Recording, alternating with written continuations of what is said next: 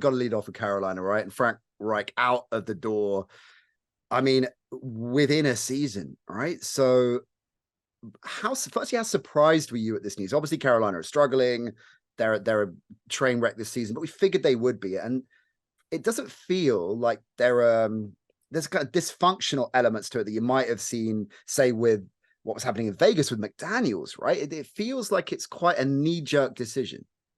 Yeah, and I think that kind of plays into really who David Tepper is, right? He's a hedge fund guy.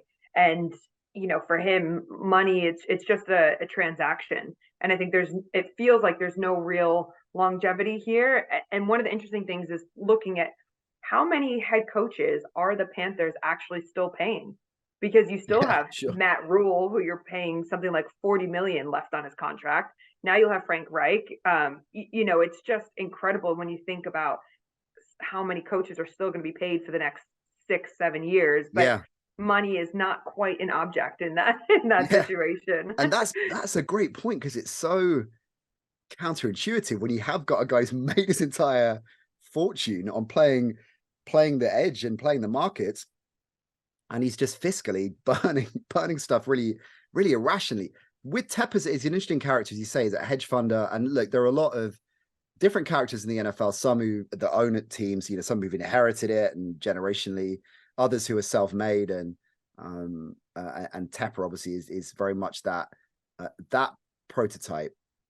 Nevertheless, he's still pretty new and raw to the game, and it's often an issue.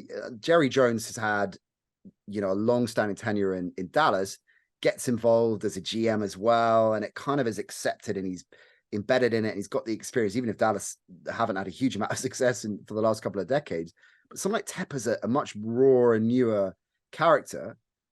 He was front and center yesterday with the media explaining his decision. What did you make of that? What do you make of Tepper like stepping up and owning the decision? Well, I think I love first of all, I love accountability. Whether we agree with it or not, I think it's really important to be able to take that point. But for me, I think a lot of the issues come back to the draft, right? If you're saying, hey, we are not all in on this number one draft pick in Bryce Young. Yeah, Why on earth are we going for it, right? Because Tepper's come out now and said, hey, we wanted Stroud. yeah, So if you're saying that, your head coach is saying something else. If you're not all in, don't go for that person. yeah, And I think that kind of is the initial start point because then you have this parallel where Stroud is doing really well. He's yeah. doing great. And there's such opposites. And I think there's no way to ignore that point, right? And these two quarterbacks, unfortunately, are going to be compared for the rest of their lives because they are the Same same draft, draft pick. yeah. Yeah. So I think there's a lot of stress on that. I think, He kind of just on again, that, Phoebes. He tried to qualify it, didn't he, by saying we figured that the Texans would take Bryce, so we thought we were going to get Stroud, and then he kind of backtracked, right? He kind of changed. It was quite a kind of confused message, wasn't it? That he was giving, and everyone came out of it, as you say, inevitably they're being compared, because CJ Stroud's having such an incredible season. It's just yeah. fanning the flames of dysfunction right now. Yeah, precisely. I mean, and for Stroud, maybe if he didn't do so poorly on his test, people would have looked at him totally different because that was Mm, really his main downfall. Um, but I still stick with if you can't agree on who your first round draft pick is, who you're saying this is going to be our franchise guy. I don't yeah, know how you move forwards with that. But I mean, Tepper's, they own teams in the MLS and they've been firing people, their head coaches from Charlotte Football Club as well. So it's not just the NFL piece. I think it's just a mindset of, okay, this isn't working for us. Next, we're going to keep moving on until we find who that right fit is. And money is not really an object. And I think ultimately, for me, I don't feel like, I mean, Frank Reich's made it 2/3 of a season. I don't think it's necessarily fair to be firing him at this point, especially when there's no offensive line. There's his main receiver essentially is Adam Thielen. Like, how are you going to be successful when that's your yeah, situation? yeah, yeah. And so, and truthfully, I saw this really great thing that Bryce Young actually has like the highest percentage of passes charted as highly accurate, but the lowest percentage of throws where his receiver has separation. So Mm. is that on him, or is that on, again, the supporting cast when you know you've got the smallest quarterback in the league essentially leading your team? Have you seen enough? That's a really fascinating stat. Have you seen enough from Bryce Young? Because CJ Stroud's an outlier, isn't he? Like most rookie quarterbacks don't play this well, and particularly in the situation he's in. So now we've got a reasonable amount of tape on Bryce Young, and all of these things considered, doesn't really have weapons, as you say. They're a struggling team anyway. Clearly, something wasn't going right in the building for them to jettison from Frank Reich this early on in that tenure. Have you seen enough from him to feel he's going to be okay, or are you still a little bit jury's out about him? So I do think that he is going to be okay. I mean, I remember meeting him at the draft and thinking everyone on our team just like fell in love with him just as Mm, a person to talk to. And he knows his size, he knows his abilities.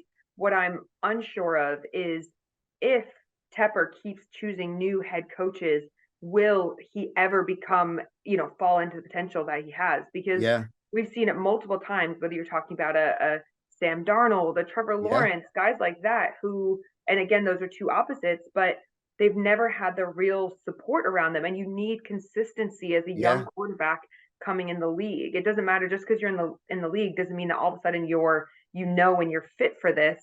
You need to have that support. You need someone that's going to be there for multiple years in a row. And I think that for me is the probably biggest obstacle in Bryce Young reaching his potential. so true. I mean, the name that jumps to mind is Sam Bradford, right? Didn't Bradford have like, maybe it was offensive coordinators, not coaches, but either way, I mean, equally instrumental. Like he had like one a season for like the first 7 seasons of his career, like just learning a new playbook every Yeah, year. I mean, it's crazy.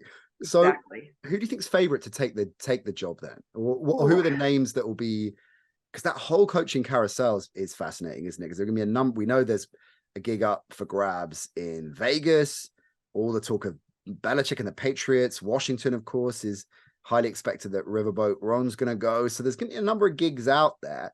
Carolina is, I mean, let me phrase it a different way. Is it an appealing gig right now? Given Tepper's quite trigger happy, but at the same time, you have got this potentially franchise quarterback, and it's quite a low bar, low expectations. You can come in and get a few things rolling, and already you're seeing progress. So is it an appealing gig, do you think?